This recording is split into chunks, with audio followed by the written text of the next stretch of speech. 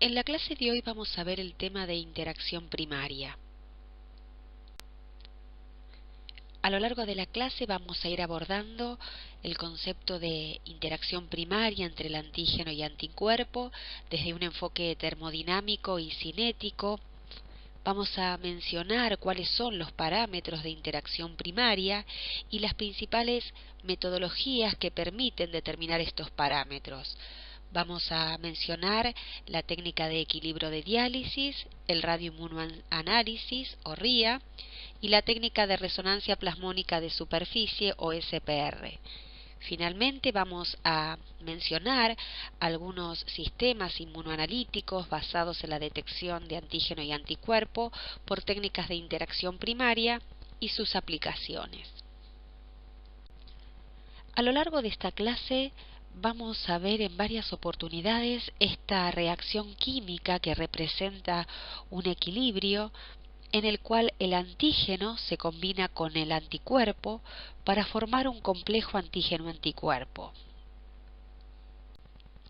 A esta primera reacción entre el antígeno y anticuerpo para formar este complejo antígeno-anticuerpo se la denomina interacción primaria, la cual no es visualizable a simple vista. En cambio, la interacción secundaria es aquella que es visible macroscópicamente a simple vista, en la cual en determinadas condiciones de concentración de antígeno y anticuerpo y ante determinadas características tanto del antígeno como el anticuerpo, puede establecerse este tipo de reacciones que se manifiestan como aglutinación o precipitación, las cuales ustedes han visto a lo largo de esta primera parte de la cursada de inmunología. También pueden existir reacciones terciarias que ocurren in vivo, como ser la necrosis, la vasodilatación, la contracción muscular, todas ellas como consecuencias de esta interacción antígeno-anticuerpo. Ustedes, como les mencioné anteriormente, ya han visto algunas técnicas de interacción secundaria, las cuales pueden manifestarse como reacciones de aglutinación o precipitación, dependiendo fundamentalmente de las características del antígeno involucrado. Entre los distintos sistemas inmunoanalíticos que han visto basados en interacción secundaria, recordemos las reacciones de precipitación, tanto en medio líquido como en medio gelosado, en técnicas de inmunodifusión libre, como la Cherloni, o de inmunoelectroforesis, en los cuales el antígeno se caracteriza por ser soluble, y en aquellos casos en que el antígeno es particulado, la reacción se visualiza como una reacción de aglutinación, que ustedes han visto como hemaglutinación en el caso de la utilización de glóbulos rojos o aglutinación como en el caso de partículas de látex. Como dijimos anteriormente, las técnicas basadas en interacción primaria no permiten la visualización directa de los complejos inmunes, por lo cual es necesario la marcación de uno de los inmunoreactantes, ya sea el antígeno o el anticuerpo, para poder poner en evidencia esa interacción. Así, surgen las distintas técnicas basadas en interacción primaria, en la cual la marcación puede ser con un fluorocromo, en cuyo caso las técnicas involucradas pueden ser la inmunofluorescencia o la citometría de flujo. Puede realizarse la marca con una enzima, en cuyo caso vamos a contar con las técnicas de enzimo inmunoanálisis, ya sea las técnicas como el ELISA, con revelados colorimétricos, con revelados quimioluminiscentes, las técnicas basadas en inmunohistoquímica. Puede también marcarse con un radioisótopo, en cuyo caso las técnicas empleadas son el radioinmunoanálisis, denominado RIA, el ensayo de unión de radioligando o RBA, las técnicas basadas en inmunoprecipitación, o pueden marcarse con lantánidos, que son técnicas más modernas, en cuyo caso las técnicas involucradas son el Delfia, el FRET, el fluoroinmunoanálisis con fluorescencia resuelta en el tiempo. A lo largo de la cursada ustedes van a ir viendo estas distintas tipos de metodologías que involucran distintos tipos de marcas, ya sea del antígeno o el anticuerpo, para poder poner en evidencia la formación del complejo inmune generado por una técnica de interacción primaria. Van a ir abordando distintos sistemas inmunoanalíticos basados en interacción primaria. Ya mencionamos el enzimo inmunoanálisis con revelado colorimétrico o luminométrico, técnicas de inmunistoquímica también con revelado colorimétrico o fluorométrico y técnicas basadas en el radioinmunoanálisis con distintas alternativas de interacción en fase fluida o en fase sólida. Volvamos a esta interacción primaria antígeno-anticuerpo. Recordemos que el antígeno reacciona con su anticuerpo para formar un complejo inmune antígeno-anticuerpo en el cual se establece una reacción de equilibrio. Dado que el anticuerpo es uno de los componentes involucrados en esta interacción antígeno-anticuerpo, recordemos un poquito cuál es la estructura de estos anticuerpos y cuáles son las propiedades de los mismos. Por un lado, tenemos una región constante en estos anticuerpos que está formado por 3 dominios de la cadena pesada y un dominio de la cadena liviana, la cual tiene como función la fijación a células, la fijación de complemento, está involucrado en los procesos de citotoxicidad. También tiene como función el pasaje a través de las membranas, la unión a mastocitos y su relación con los procesos de inflamación. Y por otra parte, dentro de esta estructura del anticuerpo hay una región variable formada por un dominio de la cadena pesada y un dominio de la cadena liviana, que está relacionado fundamentalmente con la capacidad de unirse al antígeno, permitir la eliminación de este antígeno, tiene como función la opsonización y también la unión y transporte del antígeno como carrier. Esta región variable de los anticuerpos es la que está involucrada en estos parámetros de la interacción primaria antígeno-anticuerpo, es la que está relacionada con el concepto de especificidad, de inmunoreactividad cruzada y es en la cual se definen los parámetros de interacción primaria, que son fundamentalmente la afinidad de estos anticuerpos y la concentración.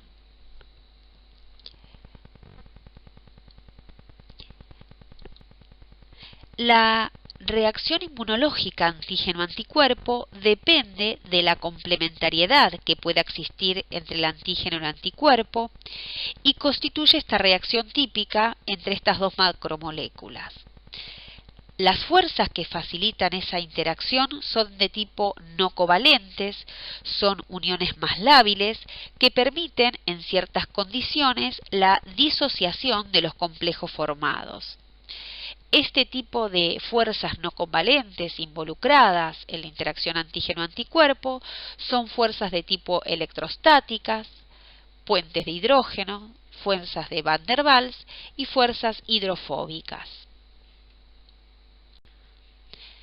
Dentro de las zonas variables de los anticuerpos hay regiones que son las llamadas hipervariables o CDR, que son las regiones determinantes de la complementariedad. Estas regiones están altamente representadas por aminoácidos aromáticos, como por ejemplo la tirosina, y como dijimos anteriormente, las principales uniones involucradas en la interacción antígeno-anticuerpo y específicamente en estas regiones son las uniones hidrofóbicas, Van der Waals y puentes de hidrógeno. Acá está representada la estructura de la región variable de un anticuerpo monoclonal que reconoce a la lisozima. la molécula de lisozima está representada en color celeste y se representa en color rojo un aminoácido aromático que es la tirosina en esta lisozima, que es clave para esta interacción antígeno-anticuerpo. Tal es así que cuando se reemplaza esta lisozima por otra proveniente de otra especie que no contiene este aminoácido tirosina, este anticuerpo monoclonal no la reconoce, demostrando que esta interacción antígeno-anticuerpo y específicamente la presencia de este aminoácido es esencial para la interacción antígeno-anticuerpo de este monoclonal por su antígeno específico. Como dijimos anteriormente, la reacción antígeno-anticuerpo depende de la complementariedad que existe entre estos dos reactantes. En esta imagen se observan las distintas posibilidades de interacción antígeno-anticuerpo y las distintas formas que adoptan paratope y epitope, de manera tal que la complementariedad sea perfecta, ¿sí? Así tenemos antígenos más pequeños, en cuyo caso el paratope es un pequeño bolsillo que se adapta a esta estructura, y antígenos de mayor tamaño, como el que está representado en amarillo, en donde el paratope incluye, más allá de los CDR, incluye las zonas que son los framework, que también pertenecen a las regiones variables de los anticuerpos. Incluso el anticuerpo puede adaptarse al epitope del antígeno cuando estos epitopes están en cierta manera ocultos en la estructura tridimensional de esos antígenos, y este paratope se proyecta de manera tal de introducirse en esos epitopes que se encuentran ocultos o en la estructura tridimensional del antígeno. Lo importante de esta imagen es que vean cómo la región paratope y epitope debe guardar una complementariedad para que la reacción inmunológica antígeno-anticuerpo se dé. Analizando esta interacción desde un enfoque termodinámico, recordemos que la energía libre es igual a menos RT por el logaritmo natural de K. Esta K es la constante de equilibrio y es la que representa la constante de afinidad de los anticuerpos, ¿sí? Reemplazando el delta G por sus valores, por el valor de la constante, por la temperatura de 37 grados, pero en grados Kelvin, y el logaritmo natural lo reemplazamos por el logaritmo decimal. Nos queda que la energía libre es función de la constante de equilibrio, ¿sí? De manera tal que si lo resumimos, la energía libre es aproximadamente 1426 por el logaritmo de la constante de equilibrio. Entonces podemos establecer distintas K, ¿sí? La constante de equilibrio es la constante de afinidad de los anticuerpos, y para estos distintos valores de constante de afinidad, que acá están representados en la tabla desde 10 a la 12 hasta 10 a la 5, la energía libre va de 17.000 a 7.000, lo que más o menos es aproximadamente, cada enlace es de 1.000 calorías, con lo cual la constante de afinidad involucrada va a depender del número de enlaces involucrados entre el antígeno y el anticuerpo. A medida que hay mayor número de enlaces, mayor es la energía libre y mayor es la constante de afinidad de los anticuerpos por su antígeno específico. A medida que el número de enlaces antígeno-anticuerpo disminuye, la constante de afinidad antígeno-anticuerpo también es menor.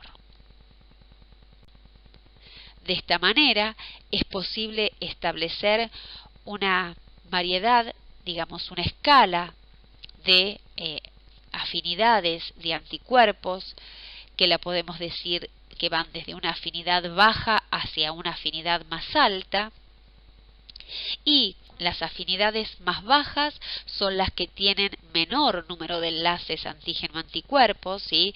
Acá está representado por 8 enlaces antígeno-anticuerpos, ¿sí? Con afinidades que van alrededor de 10 a la 6, molar a la menos 1, y a medida que el número de enlaces antígeno-anticuerpo va aumentando a 11, 14 o 17, la constante de afinidad también aumenta a 10 a la 8, 10 a la 9, 10 hasta 10 a la 11, ¿sí?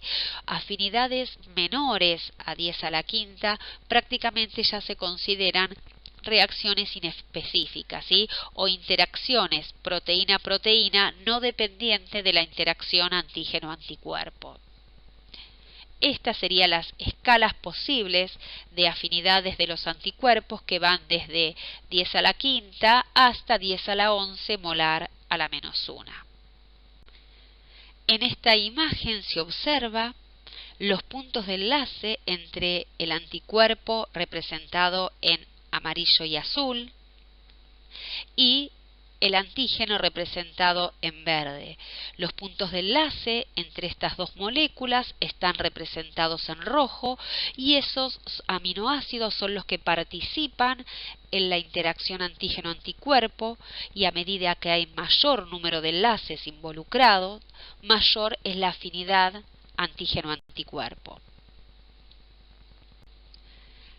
Analicemos ahora la interacción antígeno-anticuerpo desde un enfoque cinético. Cuando el antígeno reacciona con el anticuerpo, este lo hace con determinada velocidad de asociación, la cual va a estar relacionada con la constante cinética de asociación y las concentraciones molares del antígeno y del anticuerpo.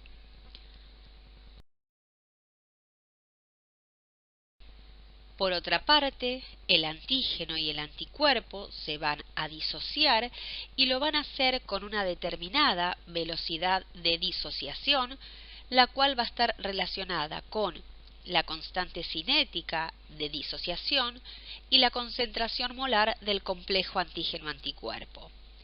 A su vez, el T medio de disociación es igual al logaritmo natural de 2 sobre la constante cinética de disociación.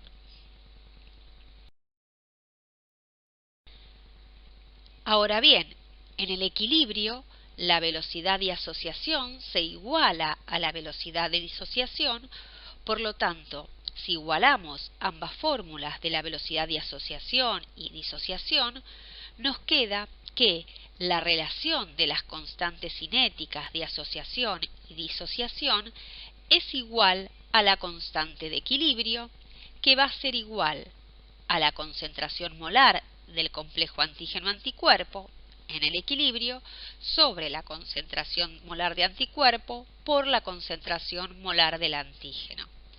Esta constante de equilibrio, que es la relación entre las constantes cinéticas de asociación y disociación en el equilibrio, es la denominada constante de afinidad de los anticuerpos. El análisis que hicimos implica una interacción ideal 1 a 1 de un epitope con un paratope. Sin embargo, en los sistemas reales es probable encontrar una molécula antigénica en la cual se presente más de un epitope antigénico, y también en los sistemas policlonales encontramos anticuerpos que pueden reconocer distintos epitopes antigénicos. En ese caso, vamos a encontrarnos ante la situación representada en esta imagen por un anticuerpo rojo y un anticuerpo azul, cada uno reconociendo un epitope antigénico diferente. Entonces vamos a tener por un lado la interacción del anticuerpo rojo hacia sus epitopes específicos del antígeno y por otro lado la interacción del anticuerpo azul reconociendo sus epitopes en el antígeno. Cada una de estas interacciones está regida por una constante de afinidad que rige la interacción tanto para el anticuerpo rojo con su epitope y para el anticuerpo azul con su propio epitope.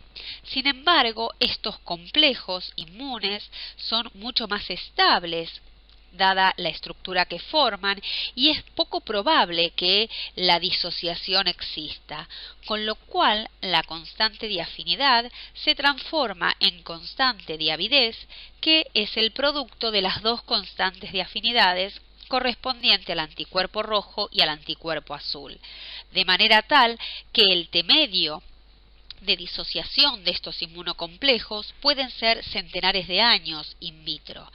Esto hace que la constante de afinidad de los sistemas reales sea mucho mayor a la constante de afinidad ideal de un anticuerpo por su epitope antigénico en el antígeno.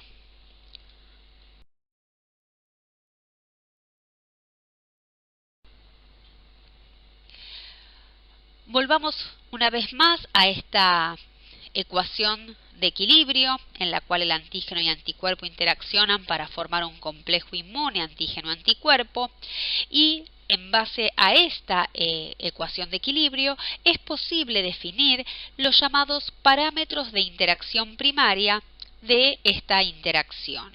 Los parámetros de interacción primaria son fundamentalmente la constante de equilibrio, que es la constante de afinidad de los anticuerpos, representada por la letra K mayúscula, la concentración de sitios totales de anticuerpo, que está representada por una Q minúscula, considerando a un anticuerpo bivalente. Por cada molécula de anticuerpo vamos a tener dos sitios de interacción con su antígeno. Y también están las constantes cinéticas, que son la constante cinética de asociación, de disociación y el T medio de disociación. Existen distintas metodologías que se pueden emplear para determinar estos parámetros de interacción primaria. En algunos casos es posible determinar las concentraciones, afinidades y constantes cinéticas, en otros casos no. Vamos a ver fundamentalmente tres ensayos, que son el equilibrio de diálisis, el radioinmunoanálisis y la tecnología de resonancia plasmónica de superficie. Vamos a analizar un poco cuáles son los requerimientos para cada una de estas metodologías, las limitaciones y qué posibilidades tenemos en cuanto a la factibilidad de detectar, de calcular o determinar estos parámetros de interacción primaria. Comencemos por la técnica de equilibrio de diálisis, que es la más antigua. ¿Cuál es el fundamento de la técnica de equilibrio de diálisis? Es necesario contar con una cámara de diálisis que está separada en dos compartimentos por una membrana semipermeable. Para esta metodología es necesario que el antígeno sea de características apténicas, de manera tal que si a un lado de esta cámara, a un lado de esta membrana de diálisis, se coloca una concentración del antígeno, cuando pase el tiempo, este antígeno va a difundir de manera tal que en la situación final la concentración de antígeno a ambos lados de la membrana semipermeable va a ser la misma. Si se coloca a un lado de esta membrana el antígeno apténico, que es capaz de difundir a través de la membrana semipermeable, y del otro lado, en el otro compartimento, se coloca el anticuerpo que no es capaz de difundir, cuando pase el tiempo, el antígeno que difunde hacia el otro lado va a hacerlo de manera tal que llegue a una situación final en la que la concentración de antígeno libre a ambos lados de la membrana sea la misma. de manera tal que bajo estas circunstancias y conociendo la concentración de antígeno inicial, la concentración de anticuerpo, es posible determinar la concentración de antígeno libre en el equilibrio y la concentración de antígeno unido y procesar los datos numéricos para poder establecer la constante de afinidad de los anticuerpos. ¿Cómo sería el procesamiento de resultados en el caso de equilibrio de diálisis? Bueno, recordemos en primer lugar que estamos frente a una reacción de equilibrio antígeno-anticuerpo que permite la formación del complejo antígeno-anticuerpo, que esa constante de equilibrio, que es la constante de afinidad de los anticuerpos, es igual a la concentración molar de los productos, en este caso del complejo antígeno-anticuerpo, sobre la de los reactivos, en este caso anticuerpo libre por antígeno libre. Si reemplazamos a la concentración de antígeno-anticuerpo, a la concentración de complejo inmune, por su denominación bound, a la concentración de antígeno libre, por su denominación free, y la concentración de anticuerpo libre la mencionamos como el Q, que es la concentración total de sitios, menos el bound, nos queda la ecuación de la derecha, en donde la K es igual a bound sobre Q menos B por free. Pasando el denominador hacia el otro miembro, nos queda que K por Q menos B es igual a bound sobre free.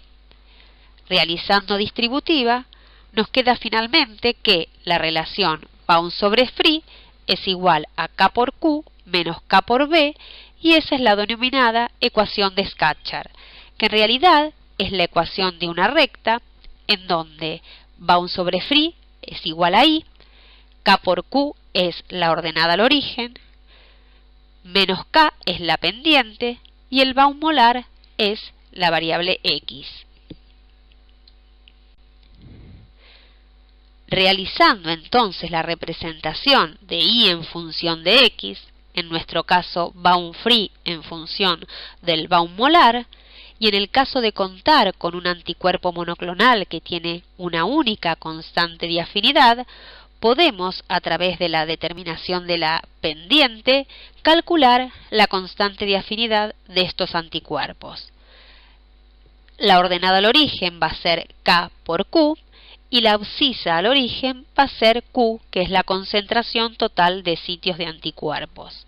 Para establecer la concentración molar de anticuerpos tenemos que tener en cuenta cuál es la valencia de estos anticuerpos.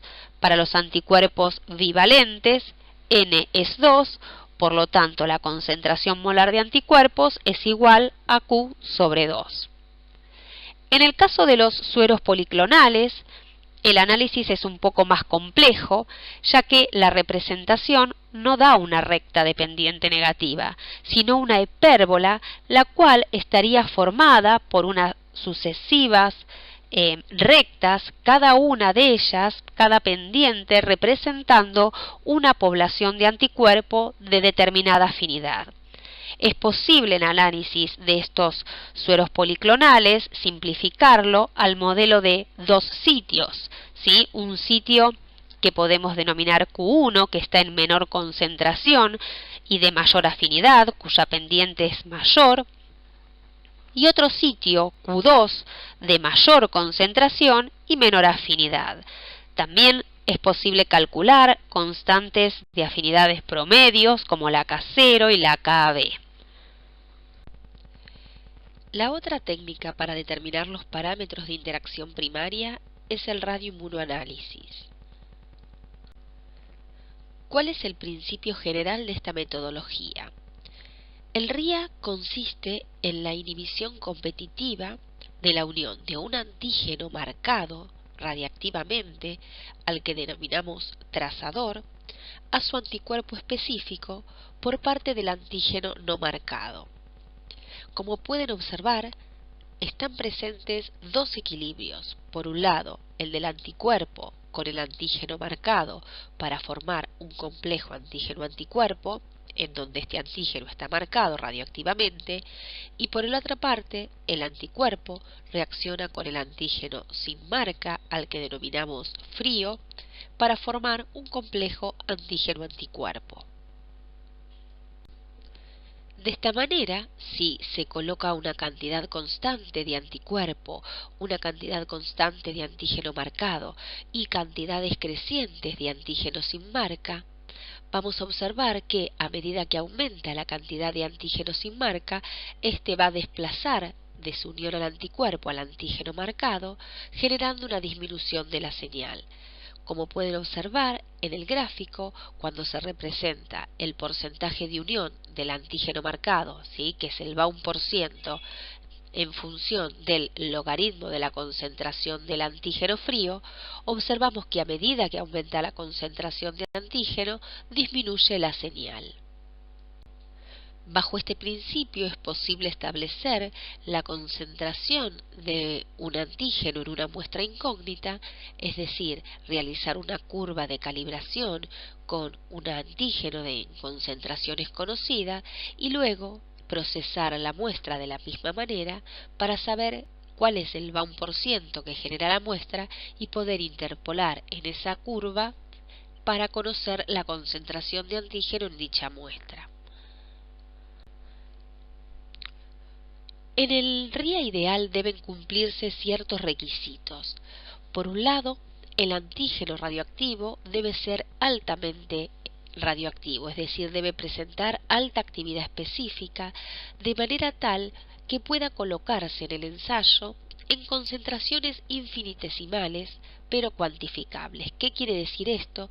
Que la cantidad de antígeno al que denominamos trazador, porque está en concentraciones de trazas, debe ser despreciable desde el punto de vista de su masa, desde el punto de vista de los equilibrios químicos en los que participa, pero es posible cuantificarlo debido a la marca radiactiva que posee. Por otra parte, el anticuerpo debe ser altamente específico y de alta afinidad por el antígeno y también hallarse en baja concentración. Recordemos que acá hay una inhibición competitiva de un antígeno marcado y un antígeno frío por parte del anticuerpo. Por otra parte, el anticuerpo debe reconocer indistintamente al antígeno frío y al antígeno marcado. Es importante que el procedimiento de marcación radiactiva del antígeno no genere alteración en el mismo, de manera que el anticuerpo pueda reconocerlo de la misma manera que al antígeno sin marca. Esta interacción antígeno-anticuerpo obedece a la ley de acción de masas y no deben existir efectos alostéricos y cooperativos. La reacción debe alcanzar la condición de equilibrio y debe emplearse un método de separación que no afecte la condición de equilibrio. Estos son los requisitos del RIA ideal, ¿sí? Vamos a ver que en algunos casos, en las condiciones reales, algunos de estos requisitos pueden no cumplirse exactamente. El RIA tiene dos aplicaciones fundamentales. Por un lado, se puede emplear para la determinación de un antígeno en una muestra incógnita, como les comenté anteriormente. Y por otra parte, que es a los fines que lo estamos mencionando en esta clase, se utiliza para determinar los parámetros de interacción primaria de un anticuerpo. Es decir, puede ser empleado tanto como para dosar un antígeno en una muestra incógnita, como para determinar los parámetros de interacción primaria de un anticuerpo. Independientemente cuál sea el uso que se le vaya a dar al RIA, siempre posee la misma secuencia experimental. Esta incluye dos pasos.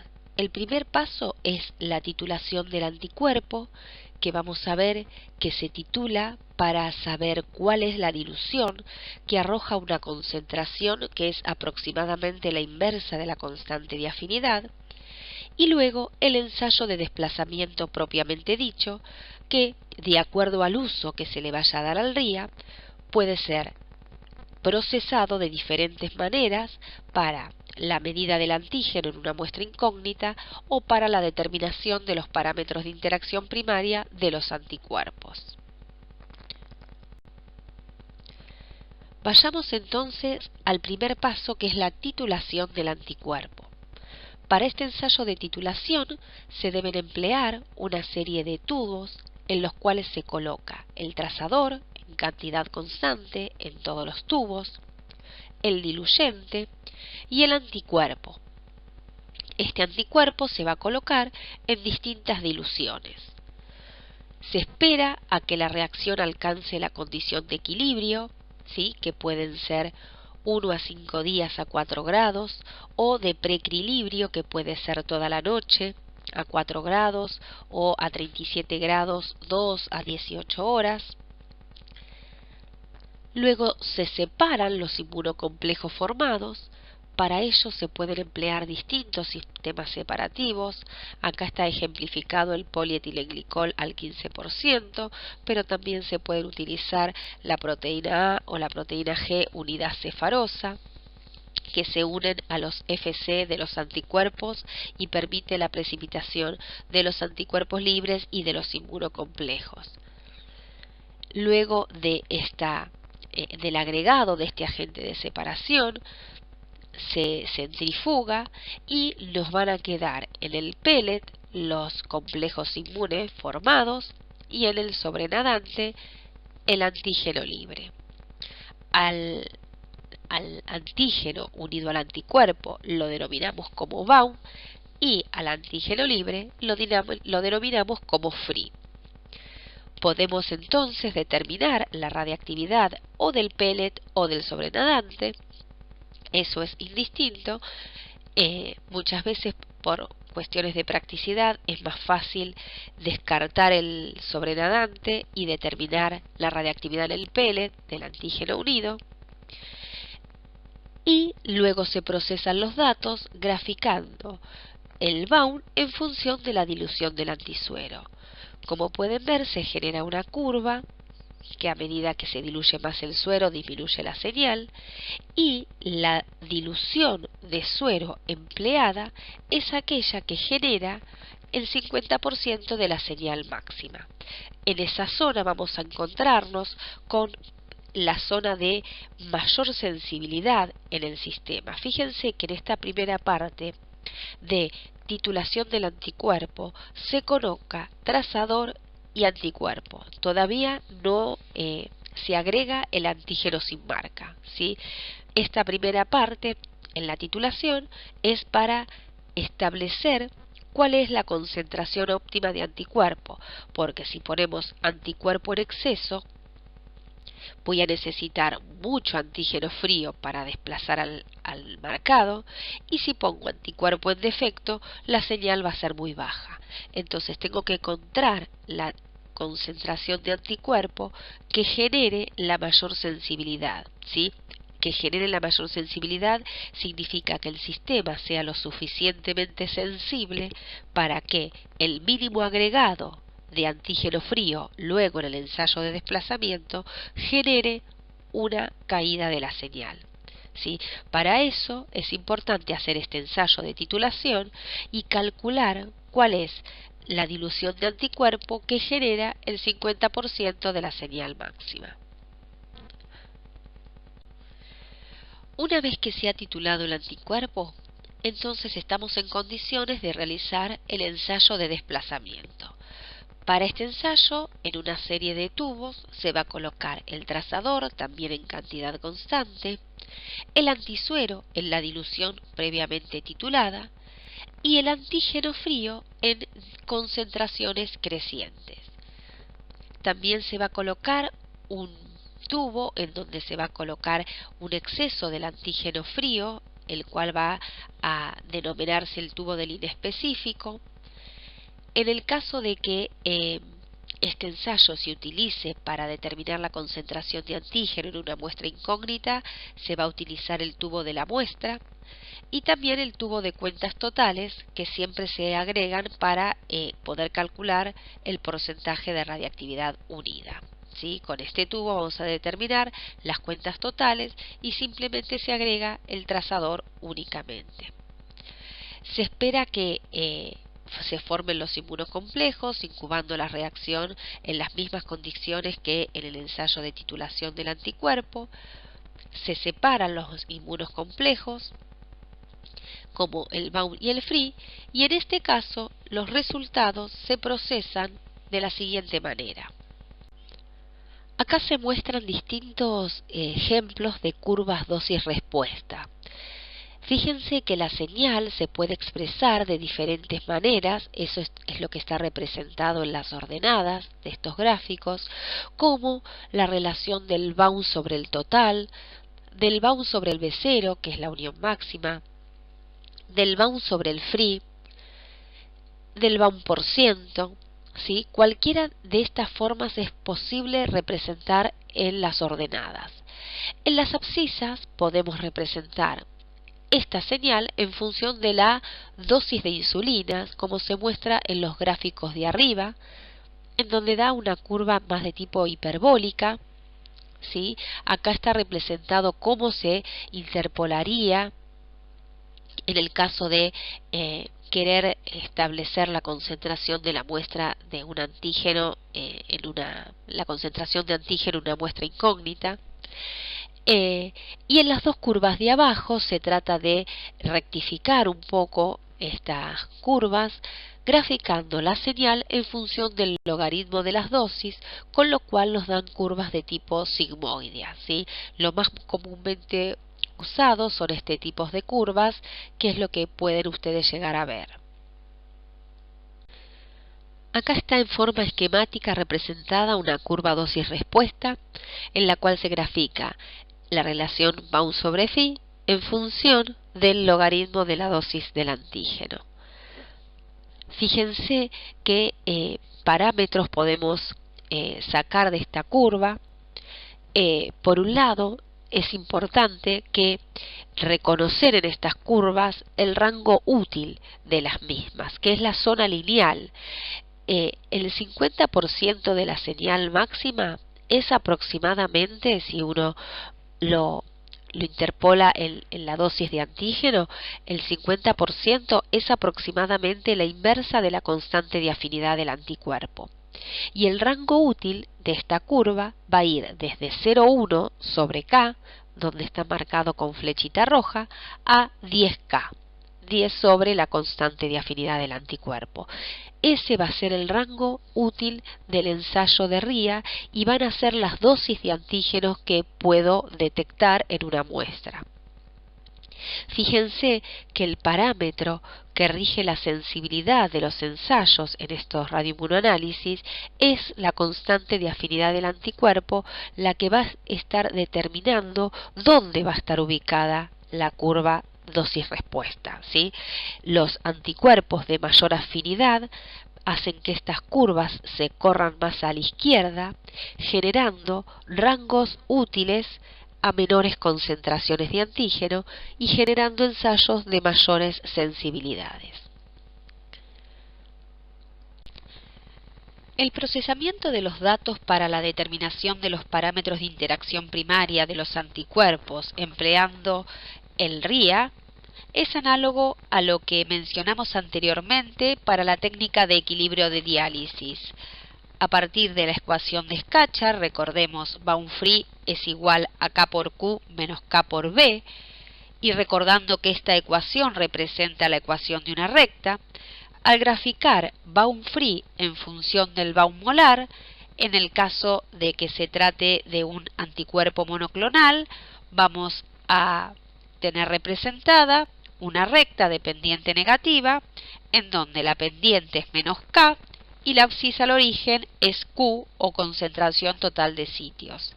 En el caso de un suero policlonal, la representación va a ser la de una hipérbola, la cual está constituida por sucesivas rectas cuyas pendientes representan las diferentes poblaciones de anticuerpos que están en este suero. El análisis en estos casos nos puede dar como resultado una constante de afinidad promedio, ya sea KB o K0, o se puede asimilar a un modelo de dos sitios, uno de mayor concentración y menor afinidad, y otro de menor concentración y mayor afinidad. Otra posibilidad para estimar los parámetros de interacción primaria de anticuerpos es hacer curvas dosis-respuesta, ¿sí?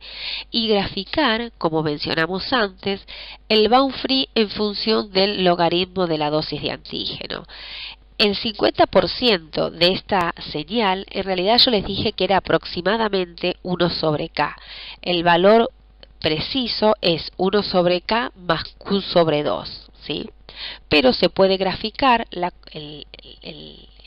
la posibilidad de graficar la relación bound sobre free en función del logaritmo del free, en donde el 50% ahí sí es exactamente 1 sobre K. La otra metodología empleada para la determinación de los parámetros de interacción primaria es la resonancia plasmónica de superficie. ¿Cuál es el principio general de la técnica de resonancia plasmónica de superficie? Esta metodología permite el análisis en tiempo real de la interacción entre moléculas. Este análisis permite una caracterización en cuanto a la especificidad, en cuanto a la afinidad y también una caracterización desde el punto de vista cinético, cosa que el ensayo de Ria solo permitía la evaluación de afinidad y concentración en el equilibrio.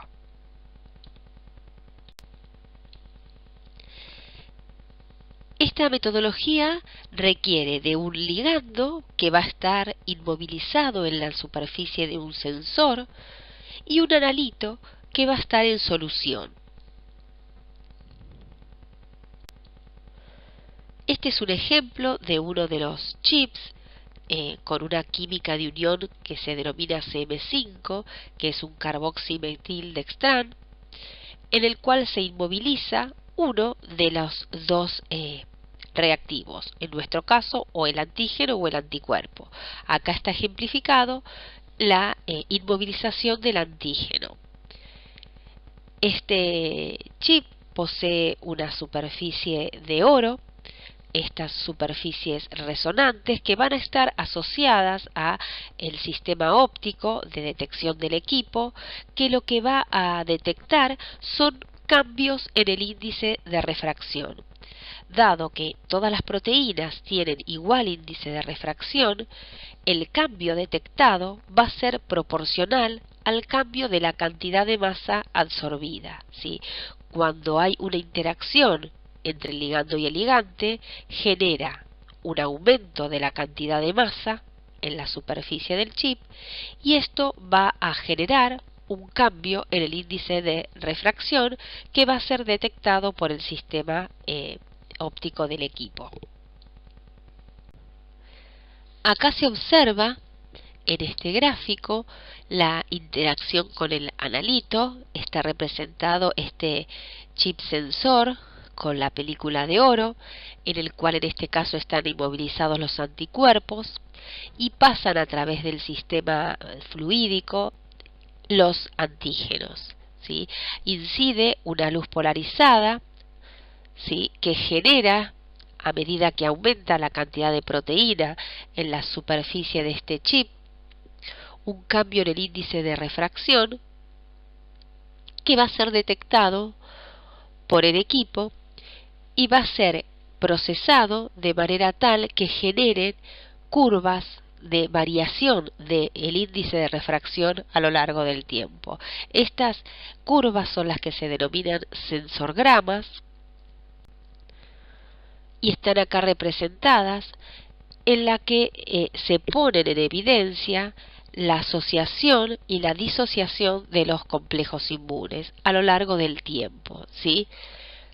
Acá se representa en unidades de resonancia, que es lo que el equipo convierte la señal en unidades de resonancia, y tenemos en la primera etapa la asociación de el antígeno a su anticuerpo con una cierta velocidad de asociación. Luego, cuando uno deja de pasar la muestra, comienza a producirse la disociación de los complejos y finalmente, cuando uno pasa a través del sistema un buffer de pH extremo, permite la regeneración del chip llegando a la condición basal. ¿Sí? Entonces, durante la asociación uno empieza a inyectar la muestra, que se empieza a asociar con el anticuerpo inmovilizado. Cuando uno deja de pasar muestra, se produce la disociación y luego se regenera el chip para volver a pasar otra muestra. ¿Sí? Entonces, se miden las cinéticas de asociación, de disociación, ¿sí? La velocidad de asociación y disociación a lo largo del tiempo, y también se puede medir la cantidad total de antígeno unino, representado acá como concentración. ¿Cuál es entonces la secuencia experimental para esta tecnología de resonancia plasmónica de superficie? Primero es necesario inmovilizar el ligando a la superficie de este chip sensor, luego pasar la muestra que contiene el analito, al cual se le quiere en este caso determinar los parámetros de interacción primaria, y luego la respuesta es proporcional a la masa unida. ¿Sí? Entonces se van a evaluar estos eventos de unión en función del tiempo, ¿sí? En tiempo real. Para determinar la concentración de anticuerpos específicos, en el caso de SPR, es posible realizar una curva estándar con anticuerpos específicos de concentración conocida. A partir de esta curva de calibración, en la cual se grafica las unidades de resonancia en función de la concentración, es posible interpolar los datos de la respuesta de las muestras para establecer la concentración. Recordemos que este es uno de los pocos casos en los que es posible determinar la concentración realizando una curva de calibración. La mayoría de los casos, para detectar concentración de anticuerpos específicos, no es posible realizar este tipo de curvas, ya que la señal en la mayoría de los ensayos depende de la concentración y de la afinidad. En el caso particular de SPR, es posible, bajo determinadas circunstancias analíticas, establecer la concentración de esta manera. También es posible la determinación de los parámetros cinéticos. Si observan en este sensorgrama, se puede ver las constantes de asociación y de disociación cinéticas que es posible calcular a partir de estos sensorgramas, para lo cual es necesario la inyección de diferentes concentraciones del analito en cuestión, y a través de estos mismos parámetros de KD y Ka es posible establecer a través de su relación la constante de equilibrio, que es la constante de afinidad de los anticuerpos. Entonces, tenemos distintas posibilidades de sistemas inmunoanalíticos basados en la interacción primaria antígeno-anticuerpo. Ya mencionamos las distintas técnicas basadas en el enzimo inmunoanálisis, técnicas basadas en detección colorimétrica, luminométrica, fluorométrica, ensayos basados en radiometrías como el radioinmunoanálisis y el RBA. Entonces, estas técnicas pueden ser empleadas ya sea para la detección de antígenos o para la detección de anticuerpos. En estos sistemas inmunoanalíticos generales, el anticuerpo puede actuar como un reactivo para detectar el antígeno, o bien el antígeno puede ser el reactivo para detectar los anticuerpos. En los casos en los que el analito es el antígeno,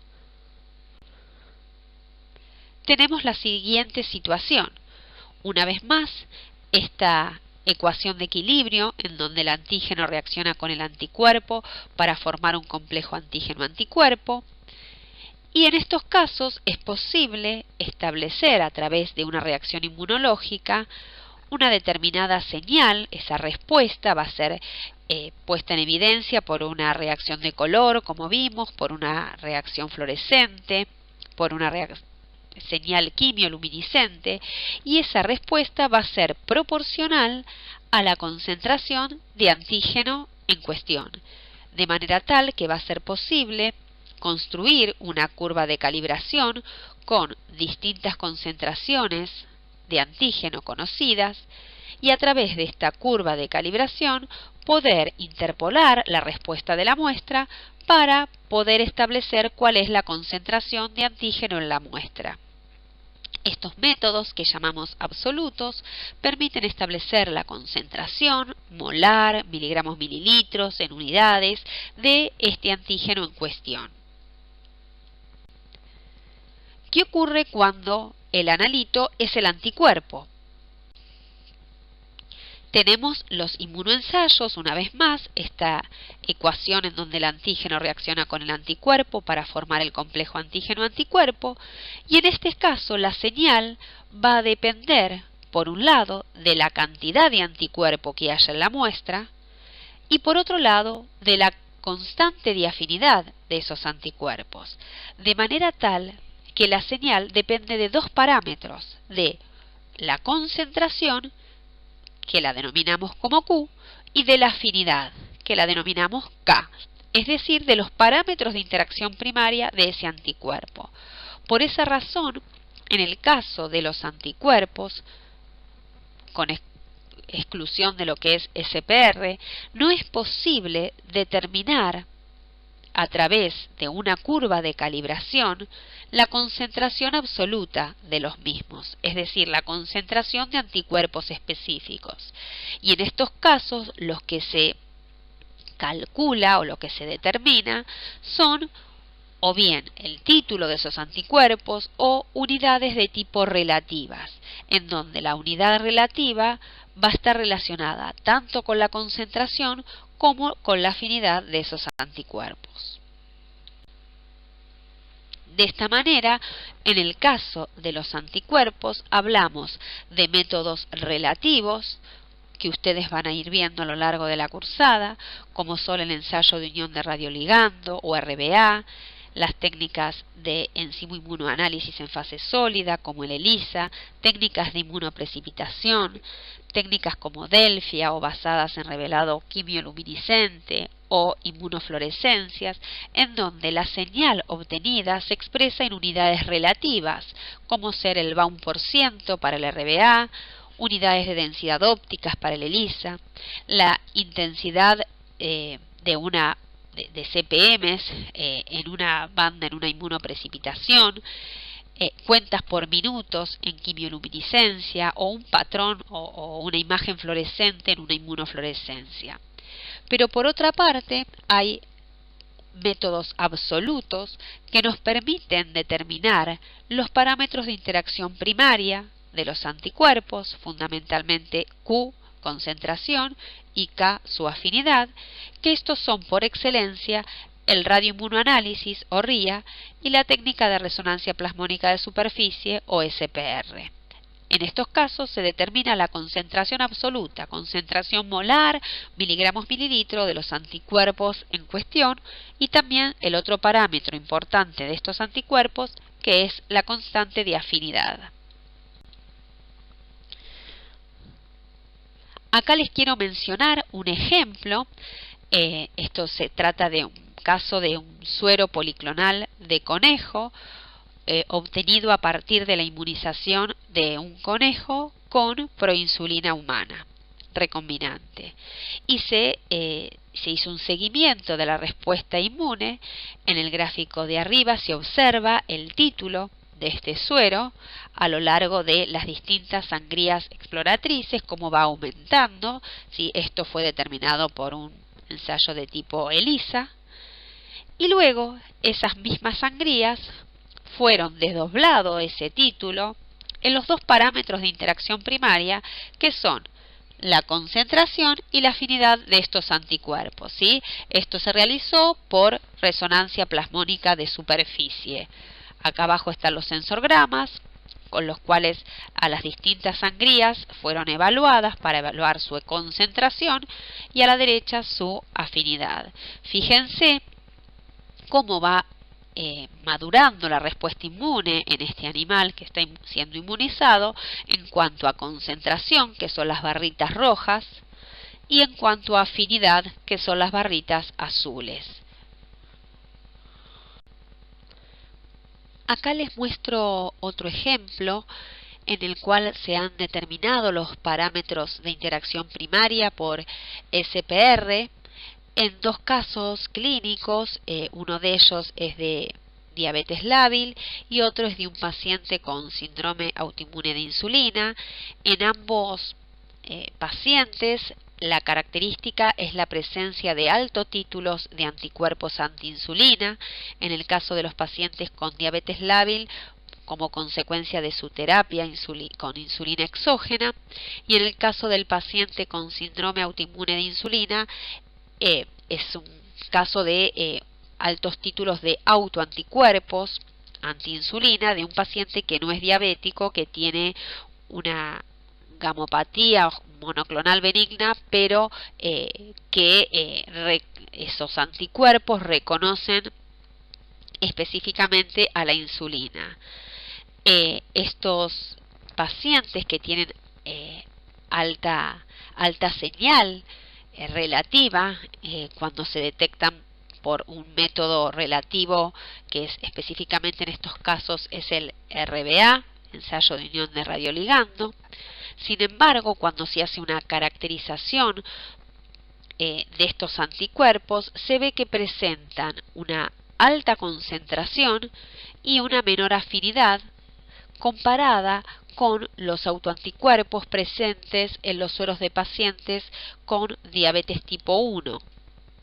¿Sí? Fíjense, el valor de Q en el sujeto 1 y 2 está en el orden de 250 y 350 por 10 a la menos 9 molar respecto del valor de 85 de los pacientes con diabetes tipo 1, y las afinidades, que es el valor de K, es de 10 y 3 por 10 a la sexta molar a la menos 1 en el caso de los pacientes 1 y 2, respecto de 105, que corresponde a la afinidad por 10 a la sexta molar a la menos 1, que corresponde a la afinidad de los pacientes con diabetes tipo 1. Otra aplicación del estudio de los parámetros de interacción primaria y la evaluación de la afinidad de anticuerpos por su antígeno es en el control de calidad de proteínas recombinantes. Acá les muestro un caso de la utilización de estas metodologías en la caracterización de proinsulina humana recombinante, expresada en este caso en una bacteria como proteína de fusión con tioredoxina. Y en estos casos lo que se hace es comparar a través de un ensayo de RIA las curvas dosis-respuesta de un anticuerpo policlonal antiproinsulina respecto a un estándar de insulina y respecto a la proteína recombinante en cuestión. Entonces, lo que se observa es si hay una superposición de estas curvas dosis-respuesta, indicando que ese anticuerpo policlonal está mirando o está detectando de la misma manera a la proteína recombinante que al estándar de referencia. Desde el punto de vista de inmunoreactividad frente a ese anticuerpo, estándar y proteína recombinante son iguales. También es posible la caracterización de la proteína recombinante empleando resonancia plasmónica de superficie, también para este mismo modelo de proinsulina estándar versus proinsulina recombinante expresada en Escherichia coli como proteína de fusión. Se puede analizar la afinidad de estos anticuerpos frente a las dos proteínas y evaluar si es la misma, lo cual sería indicativo de que estructuralmente ambas proteínas son iguales. Acá se observa el análisis de correlación obtenido para la determinación de afinidad por la técnica de resonancia plasmónica de superficie frente a la proteína estándar y frente a la proteína recombinante expresada en E. coli, empleando distintos sueros antiproinsulina. El análisis de esta correlación pone en evidencia que las afinidades de estos distintos sueros frente a la proinsulina estándar y frente a la proinsulina recombinante es la misma, de manera tal que esa alta correlación permite concluir que la inmunoreactividad de la proteína frente a estos distintos sueros es la misma, indicando homología desde el punto de vista de inmunoreactividad entre ambas proteínas estándar y recombinante. Es una manera más de poder evaluar en el control de calidad a través de un inmunoensayo la integridad estructural de una proteína recombinante frente a su estándar de referencia. Finalmente les dejo acá la bibliografía que pueden consultar para tratar este tema.